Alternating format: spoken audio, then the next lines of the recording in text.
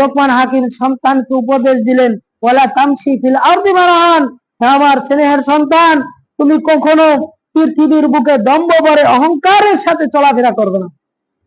মানে সন্তানদেরকে উপদেশ দিতে হবে, তুমি কখনো অহংকারিত করবে না। আমাদের অনেকের মধ্যে অহংকারিত রয়েছে, নিজেদের মধ্যে অহংকারিত রয়েছে, সন্তানদেরকে কি উপদেশ দেবো? সাবধান, অহংকারী একটা পতনের মূল, অহংকার একটি কবিরা গুনাহ। সাবধান হতে হবে, নিজেদের থেকে অহংকারিতা দূর করতে হবে, সন্তানদেরকে অহংকারিতা থেকে দূরে রাখতে হবে। রাখতে হবে কি হবে না? আল্লাহ সুবহানাহু ওয়া তাআলা এরপরে বলেন, ইন্নাল্লাহা লা ইউহিব্বু কুল্লা মুখতারিন ফাখুর, নিশ্চয়ই আল্লাহ সুবহানাহু ওয়া তাআলা প্রত্যেক দাম্ভিক অহংকারীকে পছন্দ করেন না। নাউযুবিল্লাহ। এজন্য অহংকারিতা হওয়া যাবে না, সন্তানদেরকে অহংকারী বানানো যাবে না, তাদেরকে অহংকার না করার জন্য উপদেশ দিতে হবে। এমনি ভাবে সন্তানদেরকে নমনীয়তার সাথে চলাফেরা করার জন্য উপদেশ দিতে হবে, যে আমার স্নেহের সন্তান, তুমি কি করবে? নমনীয়তার সাথে চলাফেরা করবে। লোকমান হাকিম তার সন্তানকে বললেন, ওয়াকসিদ ফি মাশইকা, আমার স্নেহের সন্তান, তুমি হাঁটা চলার ক্ষেত্রে মধ্যম পন্থা অবলম্বন করবে। কখনো দম্ভ ভরে হাঁটা চলা করবে না, কখনো ধনী ব্যক্তির মতো যে অহংকারিতার সাথে চলাফেরা করে সেইভাবে চলাফেরা করবে না। তুমি স্বাভাবিকভাবে মধ্যম পন্থা অবলম্বন করবে। মধ্যম পন্থা অবলম্বন করে আমাদেরকে চলাফেরা করা দরকার। এমনি ভাবে সন্তানদেরকে উপদেশ দিতে হবে যে নরম সুরে মানুষদের সাথে কথা বলার। লোকমান হাকিম সন্তানকে উপদেশ দিলেন, আগুদুদ মিন সাউতিক, তোমার কণ্ঠকে নিচু করবে, সব সময় তোমার কণ্ঠকে নিচু করে রাখবে। সন্তানকে লোকমান হাকিম উপদেশ দিলেন। আল্লাহ সুবহানাহু ওয়া তাআলা সেই কথা বললেন, কেননা কিছু কিছু কণ্ঠস্বর, কিছু কিছু কিছু কথা গাধার কথার মতো হয়ে থাকে। এজন্য কণ্ঠকে নিম্ন সুর করে দিতে হবে। কণ্ঠ চিৎকার করে চেঁচামেচি করা যাবে না, যাবে? সাবধান হতে হবে। এমনি ভাবে সন্তানদেরকে বুঝাতে হবে যে এই কাজ করলে অপচয় হয়, এই কাজ করলে অপচয় হয় না, এই ক্ষেত্রে সাবধান রাখতে হবে। সন্তানদেরকে এই ক্ষেত্রে সাবধান রাখতে হবে। ওমর রাদিয়াল্লাহু তাআলা আনহু তার সন্তানকে তার কামরায় গিয়ে দেখতে পেলেন, সে একটা থালার মধ্যে কতখানি গোশতের ভুনা করে গোশত রেখেছে খাবার খাওয়ার জন্য, গোশত খাওয়ার জন্য। ওমর রাদিয়াল্লাহু তাআলা আনহু জিজ্ঞাসা করলেন, তুমি এটা কেন করলে? বললে যে যে হে আমার পিতা, হে আব্বাজান, আমি এটা আমার খেতে ইচ্ছা করছে, সেই জন্য খেতে চাইছি। তখন ওমর রাদিয়াল্লাহু তাআলা আনহু বললেন, কাফা বিল মারই সারাফান, এই অপচয় হওয়ার জন্য এতটুকুই যথেষ্ট, আইয়াকুলা কুল্লা মাস তাহাহু, যে যা ইচ্ছা মন চাইবে সেইটাই খাওয়া, সেইটাই করা, এটাই হচ্ছে কি অপচয়ের কারণ। এমনি ভাবে বিভিন্ন সালাফে সালেহিনগণ বললেন যে অপচয় হওয়ার তিনটি কারণ হচ্ছে, একটা হচ্ছে মন যা চাইবে সেইটাই খাওয়া, মন যা চাইবে সেইটা পরিধান করা, এমনি ভাবে মন যা চাইবে সেইটা নিজের জন্য গ্রহণ করা, এইটা হচ্ছে কি ইসরাফ, এইটা হচ্ছে অপচয়ের কারণ। এই জন্য আমাদেরকে সাবধান রাখতে হবে।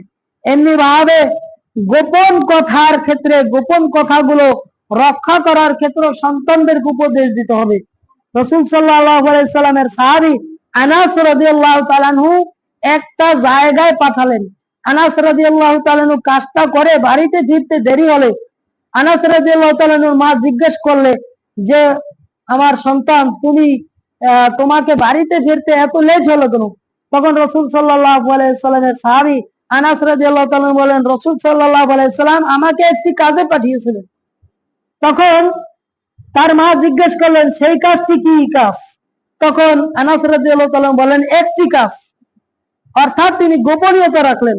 গোপনীয়তা রাখার পরে আনাস রাদিয়াল্লাহু তাআলার মা বললেন, ইয়া বুনাই ইহফাজ আলা রাসূলিল্লাহি সাল্লাল্লাহু আলাইহি ওয়াসাল্লাম সিররাহু, হে আমার স্নেহের সন্তান, তুমি রাসূল সাল্লাল্লাহু আলাইহি ওয়াসাল্লামের গোপনীয়তা রক্ষা করার চেষ্টা করবে।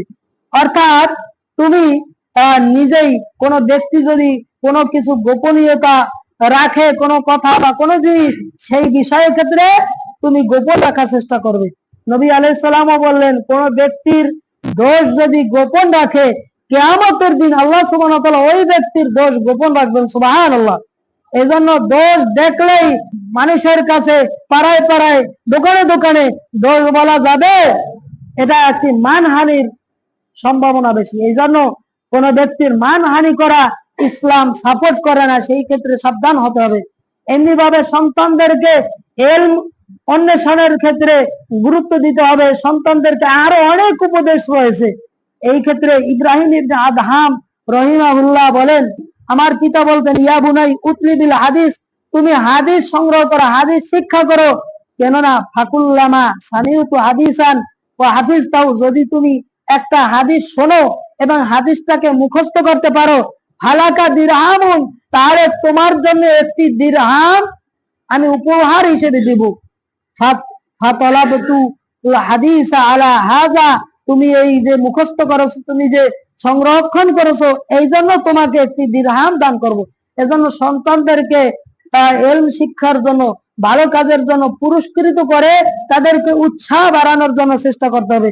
এমনি বাবা আরো অনেক উপদেশ রয়েছে। সৎ চরিত্রতার ক্ষেত্রে আমাদেরকে সন্তানদেরকে উপদেশ দিতে হবে, ঋণ না করানোর জন্য উপদেশ দিতে হবে, সুধারণা পোষণের জন্য উপদেশ দিতে হবে, যে কোন ব্যক্তির ক্ষেত্রে যেন কুধারণা পোষণ না করে, সেই দিক থেকে সন্তানদের উপদেশ দিতে হবে।